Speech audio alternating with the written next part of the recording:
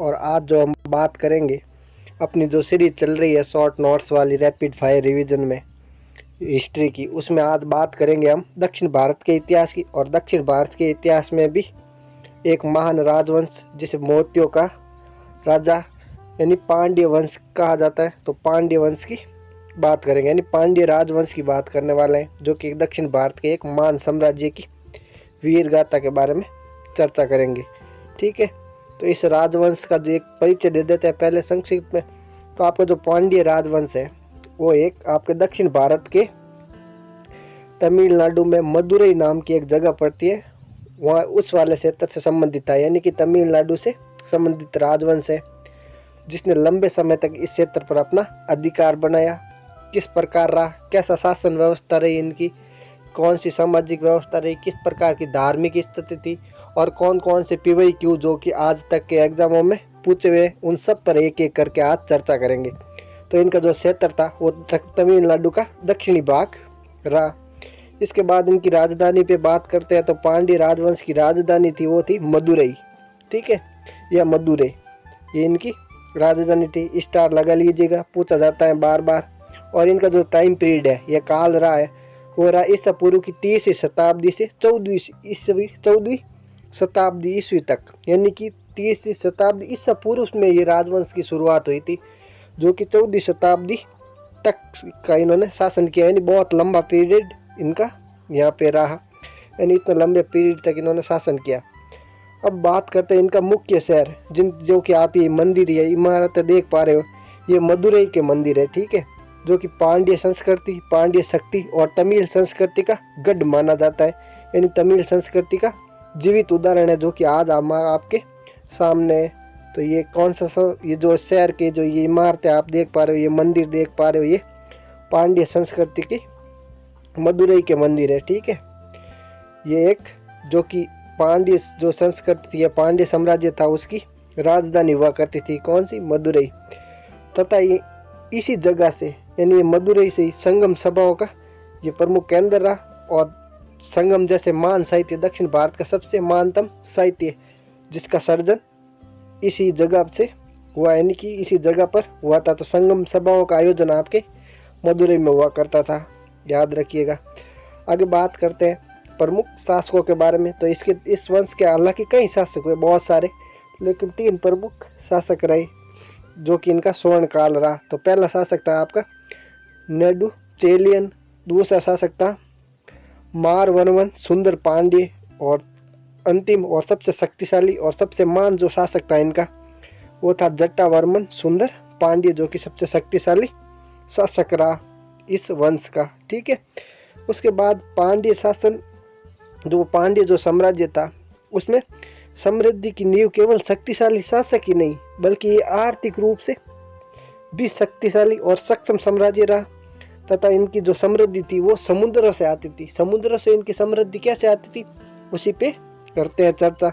आगे वाली साइड है जो कि स्लाइड जो बता रही है कि इनका जो मुख्य व्यवसाय था, यानी समुद्र के मोती को इकट्ठा करना और मोतियों का ये व्यापार करते थे, जो कि आप मेरी स्लाइड में देख भी पा रहे हो। तो ये क्वेश्चन बार बार पूछा जाता है, महत्वपूर्ण पीवाई क्यों है कि पांड्य अर्थव्यवस्था का आधार क्या रहा। तो उसका जो मुख्य आधार रहा आपके वो मोतियों का व्यापार था। और ये व्यापार जो आपके सुदूर यानी विदेशों के साथ होता था, रोमन साम्राज्य और श्रीलंका के साथ इनका व्यापार होता था। किसका, मोतियों का, हीरे और मोतियों का ये व्यापार करते थे, क्योंकि समुद्र से मोती निकलते थे। ठीक है, जो कि इनकी अर्थव्यवस्था का मुख्य आधार था। इसके बाद इसका एक बंदरगाह प्रसिद्ध रहा, जो भी पूछा जाता है, स्टार लगाया हुआ है मेरे। तो ये जो था आपका कोरकई नाम का बंदरगाह था, जो कि इनके अंतर्राष्ट्रीय व्यापार का प्रमुख केंद्र माना जाता था, जहाँ से ये मोतियों का व्यापार करते थे। और विदेशी व्यापार इनका रोम और श्रीलंका के साथ होता था, जो कि मैंने बता दिया पहले ही। इसके बाद पांड्य साम्राज्य की मुद्राएं या मोहरें मिली हमें कुछ, जिस पे जो प्रतीक चिन्ह था, इस वंश का जो प्रतीक चिन्ह था वो मछली जो कि मीन मछली, जो कि इनका प्रतीक चिन्ह माना जाता है। और इनकी सभी मुद्राओं पर ये अंकित है, और ये मुद्राएं आप यहाँ देख पा रहे हो। तो ये जो मुद्राएं हैं ये पांड्य साम्राज्य की मुद्राएं हैं। तो इनका प्रतीक चिन्ह था वो मछली का चिन्ह था, क्योंकि समुद्र के पास वाला इलाका था, तो ये मछली का चिन्ह होना स्वाभाविक सी बात है। और उनके जो सिक्के थे वो सोने और चांदी के सिक्के चलते थे। ये बताता है कि वो आर्थिक रूप से कितना सक्षम और संपन्न साम्राज्य रहा होगा। तो ये इनकी मौर्य थी। उसके बाद बात करते हैं इनकी विरासत की, इनकी सांस्कृतिक विरासत की।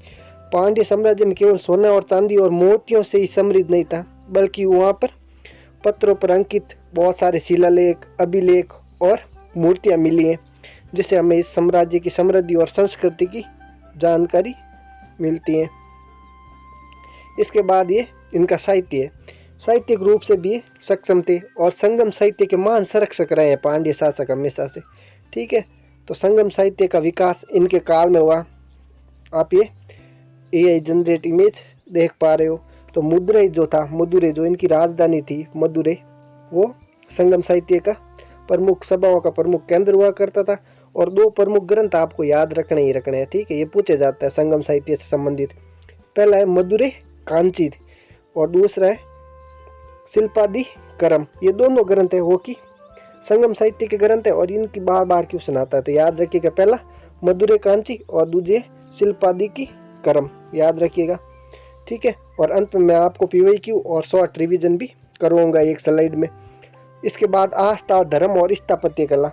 तो इनके जो प्रमुख धर्म था वो था शैव और वैष्णव धर्म को इन्होंने संरक्षण प्रदान किया, यानी भगवान शिव के और भगवान विष्णु यानी नारायण के ये उपासक रहे यहाँ के शासक। तो इस धर्मों को इन्होंने संरक्षण दिया और इनके मंदिर हमें खूब सारे मिलते हैं। और कला में देखा जाए तो मीनाक्षी मंदिर जो कि विश्व प्रसिद्ध है, जो कि इनकी स्थापत्य कला का एक शानदार उदाहरण है। और ये जो मंदिर है मदुरै का जो मंदिर बना हुआ है मीनाक्षी मंदिर, ये द्रविड़ स्थापत्य कला का उदाहरण माना जाता है, यानी द्रविड़ कला का एक शानदार उदाहरण है, जिसकी दीवारें आप यहाँ देख पा रहे हो, ये स्तंभ और दीवारें बीच में। इसके बाद परीक्षा के लिए कुछ महत्वपूर्ण तथ्य जिनका कर लेते हैं वापस रिवीजन। तो मोती का व्यापार किस साम्राज्य से संबंधित था? तो पहला क्वेश्चन इसका आंसर होता है आपका पांड्य राजवंश। दूसरा मदुरै जो कि साम्राज्य की राजधानी रही। कोरकई बंदरगाह पांड्य वंश से संबंधित था और संगम साहित्य के केंद्र भी इनकी राजधानी मदुरै रही है। ठीक है, और एक नज़र में पूरा तो ये जो साम्राज्य था ये कहाँ पर था? 3वीं शताब्दी ईसा पूर्व से 14वीं शताब्दी ईसा पूर्व तक का साम्राज्य रहा। इसके प्रमुख शासक जिनकी चर्चा कर चुके हैं। अर्थव्यवस्था के रूप में देखा जाए तो ये मोती का व्यापार इनका मुख्य होता था, कोरकई नाम का बंदरगाह था और विदेशी व्यापार रोम और श्रीलंका के साथ होता था। संगम साहित्य के संरक्षक माने जाते हैं और ये 2 ग्रंथ जो कि मैंने बता दिए। इनके बाद कला और धर्म में मीनाक्षी मंदिर, द्रविड़ शैली, शैव और वैष्णव धर्म और प्रतीक चिन्ह इनका मछली का चिन्ह जो कि मुद्रा पर अंकित था। ये था आपका पांड्य साम्राज्य जो कि समुद्र के स्वामी, साहित्य के संरक्षक, दक्षिण भारत के गौरव हमेशा से रहे। Thank you so much.